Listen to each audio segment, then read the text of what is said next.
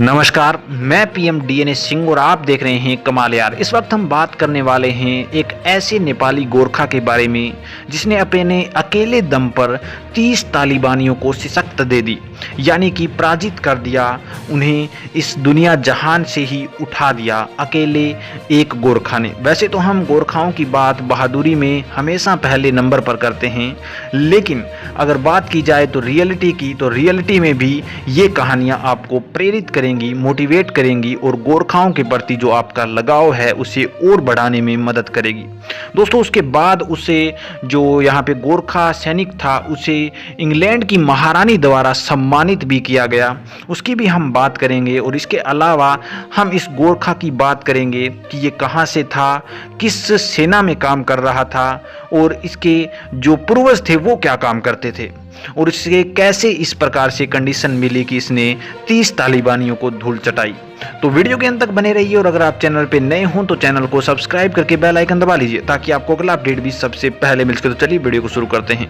दोस्तों, ये जो यहाँ पे नेपाली गोरखा था उसका नाम था दीप प्रसाद पुन, जो कि नेपाल के बीमा गांव से बिलोंग करता था, लेकिन वो अभी वर्तमान में यूके के कैंट के एयर एस 4 में अपनी पत्नी के साथ रह रहे थे। बात है 2010 की, जब 17 सितंबर का दिन था और काली अंधेरी रात में जब ये अपने कैंट में थे तो अचानक से उन्होंने देखा कि उनके ऊपर हमला करने की तैयारी या फिर कोशिश की जा रही है तालिबानियों की तरफ से। ये यूके के इस कैंट के बाहर आए तो उन्होंने देखा कि लगभग यहाँ पे 100 से भी ज़्यादा तालिबानी हो सकते हैं, क्योंकि उन्हें अंदाज़ा नहीं था इस बात का कि कितने तालिबानी हैं। तब उनके दिमाग में एक ही बात घूम रही थी, या तो मैं मर जाऊं इनके हाथों या फिर मैं इन्हें मार दूं। लेकिन उन्होंने सोचा एटलीस्ट कि मुझे तो मरना ही है इनके हाथों, लेकिन क्यों ना इन्हें भी कुछ मारा जाए, यानी कि कुछ तालिबानियों को मारा जाए। इसी सोच को लेकर वो लड़ना शुरू किया उन्होंने और एक बहादुरी वाली जंग शुरू कर दी। उन्होंने लगभग 1.5 घंटे तक फायरिंग की अपनी AK-47 के साथ और कुछ ग्रेनेड के साथ।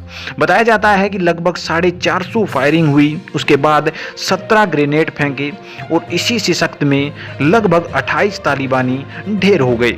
उसके बाद में 2 तालिबानी बच गए थे जो उन पर पलटवार करने आए, लेकिन उस समय उनके पास ना तो कोई ग्रेनेड था और ना ही कोई वहाँ पे उनके पास AK-47 के अंदर डलने वाली बुलेट थी। उसके बावजूद भी उन्होंने हार नहीं मानी। उन्होंने सोचा कि कम से कम एक को तो मारा जाए या फिर जितना हो सके उतना तो किया जाए, और उन्होंने ऐसा ही किया। अपने किसी बिना हथियार के ही वो लड़े और उन्होंने उन दोनों तालिबानियों को भी शिकस्त दे दी। इसी के साथ ही यहाँ पे युद्ध खत्म हो गया। अब तक उनको नहीं पता था कि उन्होंने कितने तालिबानियों को हरा डाला है, उन्हें नहीं पता कि अब तक उन्होंने कितने तालिबानियों को ऊपर भेजा है। लेकिन जब उनके एक लेफ्टिनेंट कमांडर आए उसके बाद मसला शांत हुआ तो बताया गया कि ये 30 तालिबानी थे जिन्होंने अकेले दम पर जो प्रदीप प्रसाद पुन हैं उन्होंने हरा दिया और एक बहादुर नौजवान, एक बहादुर सैनिक के रूप में अपने आप को स्वीकार किया या अपने आप को रिप्रेजेंट किया। इसी बहादुरी को देखकर इंग्लैंड की महारानी की ओर से उन्हें विशिष्ट वीरता क्रॉस से सम्मानित किया गया था, जो कि नेपाल के लिए दूसरा था। विक्टोरिया क्रॉस के बाद ये दूसरा था और गोरखा प्रदीप पुन वीरता की एक कहानी की दुनिया में आ गए और उन्होंने अपनी एक इतिहास रच दिया जो कि कभी नहीं भूला जा सकता। दोस्तों, मैं आपको बता दूं कि प्रदीप प्रसाद पुन के पिता और दादा भी उस समय गोरखा में थे और वहाँ पे वो अपने 3 प्रिय साथियों की जान बचाने के लिए उन्होंने भी युद्ध लड़ा था और उन्होंने भी लगभग 12 से 15 विद्रोहियों को वहाँ पे शिकस्त दी थी या फिर धूल चटाई थी। इस पदम उदाहरण के प्रकार में कई तरह की टिप्पणियां पढ़ी गई कि पुनः कभी नहीं जाना जा सकता कि कितने दुश्मन उसकी स्थिति काबू करने का प्रयास कर रहे थे, लेकिन उसके खतरे के बावजूद सभी कोणों से उन्होंने यहाँ पे बाहर निकले और सभी जो भी दुश्मन थे उनको ढेर करने में कामयाब हुए। लगातार हमले की सबसे अच्छी स्थिति तक पहुँचने के लिए उनका प्रत्येक आखिरी प्रयास जारी रहा और यही कारण रहा कि पुन जीत चुके थे अपनी इस युद्ध को, पुन जीत चुके थे अपनी जिंदगी को, पुन जीत चुके थे पूरी दुनिया के दिलों को।